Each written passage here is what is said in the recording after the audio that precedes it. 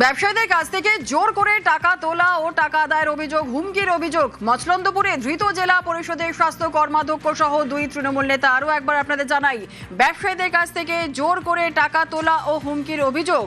মচলন্দপুরে ধৃত জেলা পরিষদের স্বাস্থ্য কর্মাধ্যক্ষ সহ 2 তৃণমূল নেতা।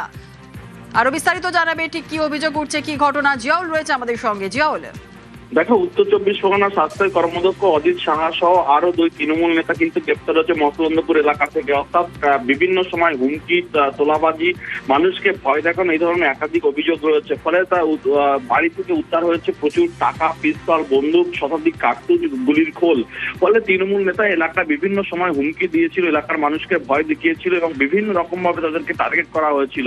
ফলে এই ধরনের অভিযোগ পেয়েই কিন্তু একেবারে গোবরডাঙ্গা থানা পুলিশ এই অজিত সাহা সহ আরো একজন জয়ী ব্যবসায়ী, তৃণমূল নেতা সহ আরো 2 জনকে মোটামুটি গ্রেপ্তার করে গোবরডাঙ্গা থানা পুলিশ। 3 জনকেই কিন্তু আজকে 1200 টাকা তোলা হবে। কিন্তু যেভাবে দিনের পর দিন হুমকি, এলাকার মানুষকে ভয় দেখানো এবং বিভিন্ন রকম ভাবে তোলাবাজির অভিযোগ রয়েছে অজিত সাহা স্বাস্থ্যের কর্মদক্ষ, উত্তর চব্বিশ পরগনা জেলা পরিষদের স্বাস্থ্যের কর্মদক্ষ অজিত সাহার বিরুদ্ধে।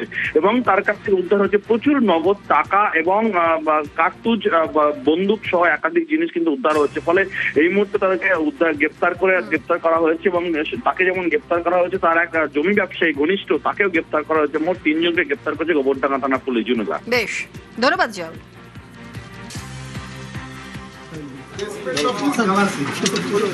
কি অভিযোগে আপনাকে গ্রেপ্তার করা হলো? মিথ্যা মামলা সাজিয়েছে, আমি নাকি চিটিংবাজি করে লোকের কাছ থেকে টাকা নিয়েছি। কি কি পাওয়া গেল আপনার বাড়ি থেকে? আপনার বাড়ি থেকে কি কি পাওয়া গেল? সবই বৈধ জিনিস পাওয়া গেছে। কি বলবেন আপনি? মিথ্যা মামলা সাজিয়েছে, আমি নাকি চিটিংবাজি করে লোকের কাছ থেকে টাকা নিয়েছি। কি কি পাওয়া গেল আপনার বাড়ি থেকে? আপনার বাড়ি থেকে কি কি পাওয়া গেল? সবই বৈধ জিনিস পাওয়া গেছে। অদিশা আসলে আমি খুব আনন্দ পেলাম। Criminal Odisha, সুদিশা criminal. সুদিশা আমাকে মেরে দিল, অনেক টাকা নিয়েছে, অনেক লোকের কাছে টাকা নিয়েছে অদিশা, সুদিশা। আজকে দেখলাম ভগবান এই পশ্চিমবাংলায় এসছে। আর্মস এখনো আছে, সঞ্জয় ঘোষের বাড়ি আছে বেততুলি, ওর আর্মসের কারখানা সঞ্জয় ঘোষ বেততুলি। এই মসলন্দু হিরো, রামা বণিক অনেকে আছে।